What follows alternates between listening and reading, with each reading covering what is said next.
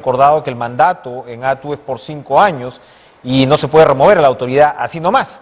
Claro, se ha conocido la designación de la nueva jefa, eso sí, de la Sutran, la señora Doris Alzamora, y bueno, lamentablemente registra denuncias al menos por 3 robos en supermercados. Es algo bastante peculiar, incómodo, por decirlo menos. La señora Alzamora ha salido a decir que se han tratado de confusiones, pero uno llama la atención pues que uno se ve inmerso en 3 de este tipo de incidentes, 2013, 2016 y 2019.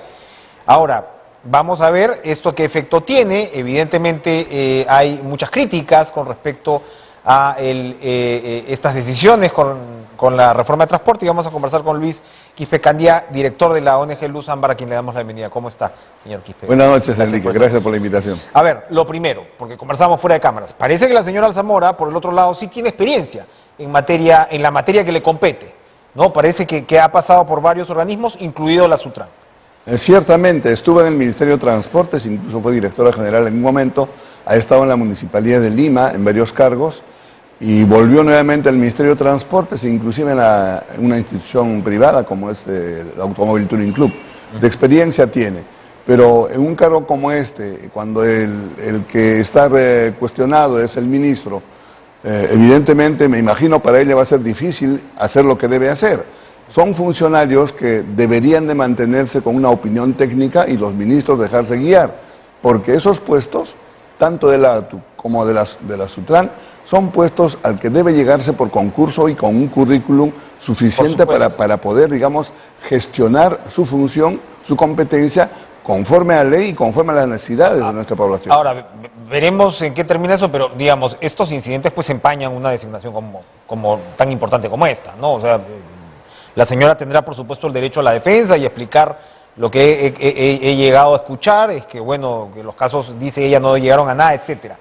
¿Se justificaba la salida de la anterior autoridad de Sutran? Porque ese es un poco estamos hablando de un ministro que no es experto en la materia y, como usted señala, son los técnicos, ¿no?, los que deben ser efectivamente los idóneos, sobre todo, ¿no?, para el cargo.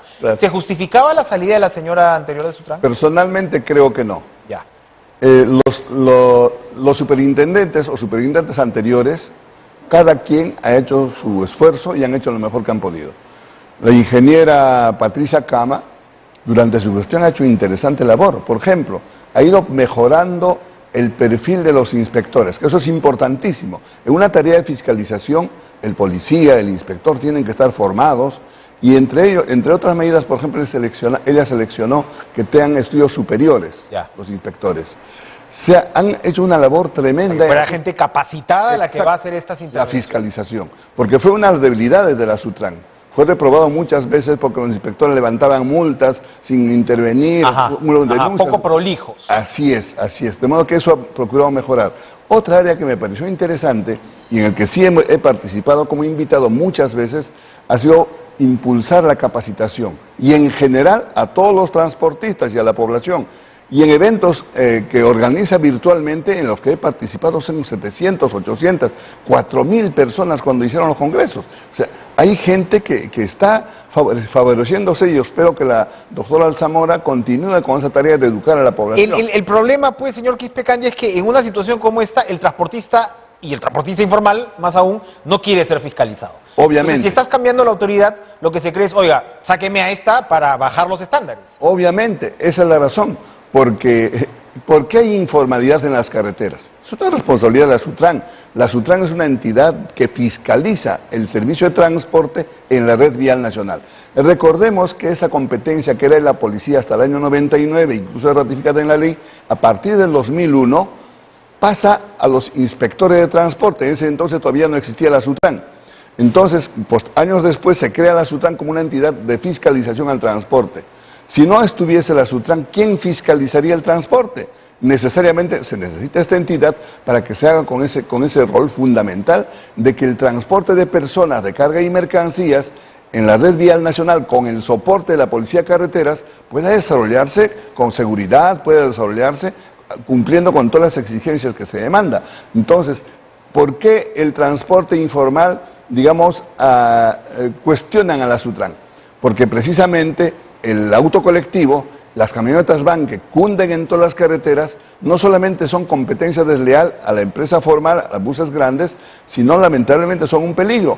Y ha sido aprobado por ley la presencia de los autos colectivos por el Congreso anterior, contra la opinión de todo el mundo, incluyendo la nuestra, porque para discutir este proyecto de ley nos convocaron a entidades del Estado y entidades privadas y todos concertamos que no debería aprobarse esa ley, pero por encima de ello aprobaron. ¿Por qué la presencia de los autos colectivos es importante señalar?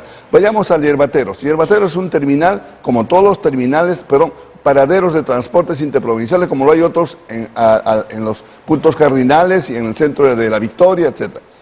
No hay grandes terminales en la ciudad de Lima, ni en el resto del país. ¿Qué propósito tiene un terminal? Uno, de fiscalizar en un solo lugar, la policía, la SUTRAN, todas las entidades de fiscalización, a las empresas, a los pasajeros. La segunda razón es que se ejercite la libre competencia, que los pasajeros pueden ir a un lugar y escoger el valor, de acuerdo a su economía, escoger los pasajes a su destino. Y eso no se da, porque los pasajes se venden en el terminal de la empresa, tendrían que buscar por Google, no hay forma. Entonces, para que se beneficie con el libre mercado, no solamente el empresario que pone la tarifa, sino el usuario, tiene que haber un solo lugar. Y la tercera razón, que es la razón que estamos discutiendo, es que el terminal terrestre tiene que administrar la flota, a la hora que sale y a la hora que llega. Es exactamente como el aeropuerto, por eso en otros países se conoce como terrapuerto, claro, porque esa administración de la flota va a permitir que el bus salga a su hora. Yerbateros, que comenté al momento, en Yerbateros están los buses esperando salir al centro del país, están esperando llenar sus buses y recién sale. A 10 metros está el autocolectivo y el pasajero toma el autocolectivo, pues. Ese es el problema. Y al informar, por supuesto, también va a combatir la posibilidad de que haya más terminales, claro, que es lo que nos falta. Vamos a ir a una pausa, pero a ver, ok, ya sabemos más o menos por qué iban a querer, ¿no?, la salida o el cambio en la autoridad de SUTRAN. ¿Por qué la ATU, que lo que busca es un sistema de transporte integrado, ha establecido, digamos, los estándares